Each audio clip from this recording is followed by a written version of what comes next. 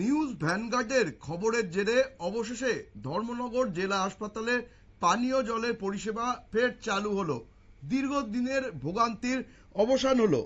উত্তর ত্রিপুরা জেলার বহুচর্চিত ধর্মনগর জেলা হাসপাতালে পানীয় জলের তীব্র সংকট দেখা দিয়েছিল কিছুদিন ধরে, কিন্তু এই বিষয়ে নিউজ ভ্যানগার্ডে খবর প্রকাশিত হবার পরেই নড়ে চড়ে বসে হাসপাতাল কর্তৃপক্ষ এবং তারা দ্রুত ব্যবস্থা নেয়।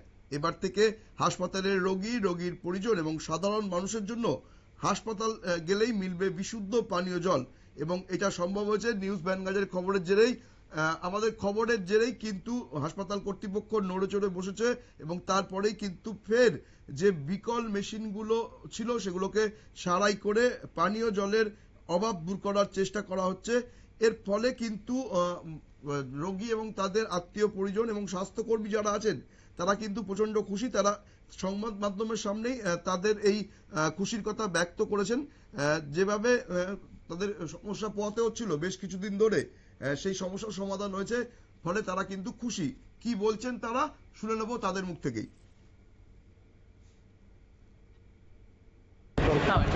আমরা যারা পেশেন্ট আছিল তাদের একটা অভিযোগ পাই আমরা আইছিলাম এবং দেখছিলাম এটি নষ্ট আছিল।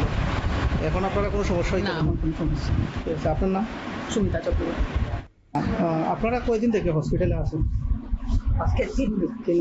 তো বিগত কিছুদিন আগে একটা সমস্যা আছিল যে 3টা মেশিন আছিল জলের, এখানে আমরা অভিযোগ পাই আইছিলাম যারা পেশেন্ট আছিল তাদের যে এটার মধ্যে জল আইতো না। এখন কি জল মানে ঠিকঠাক আছে মেশিনগুলো? জল পাইতেছেন নি আপনারা? জল পাইতেছেন নি মানে এখন মানে জল টল ঠিকঠাক আইতাছে?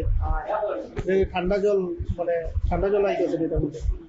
কিছুদিন পূর্বে দেখতে পেলাম ধর্মনগর জেলা হাসপাতালে জলের ব্যবস্থা খারাপ ছিল বা নষ্ট ছিল, এখন কি ঠিক হয়েছে? আপনারা যে আইছেন জল পাইছেন নি? হ্যাঁ, মানে জল যে পাইছেন কোনো অসুবিধা হন না তো? না, মানে খাইবার জলই তো এটা। আমরা বিগত কয়েকদিন আগে দেখছিলাম যে ধর্মনগর হসপিটালের 3টা জলের মেশিন আছে, পেশেন্টের একটা অভিযোগ আছিল যে তারা জল পাইতেছে। এখন আমরা খবর পাইছি যে জলের মেশিনটা ঠিক হয়েছে, এটা কি মানে? হ্যাঁ, এখন আপাতত জলের ব্যবস্থা ঠিক আছে, সবটাই বাথরুমে বা টেপে আমরা জল পাইতেছি, এখন ঠিক আছে, বিশুদ্ধ জল পাইতেছে, এখন ঠিক আছে। প্রত্যেক পেশেন্টের জল পাইতেছে। আমরা শুনে নিলাম রোগী, তাদের আত্মীয় পরিজন এবং স্বাস্থ্য কর্মীদের বক্তব্য।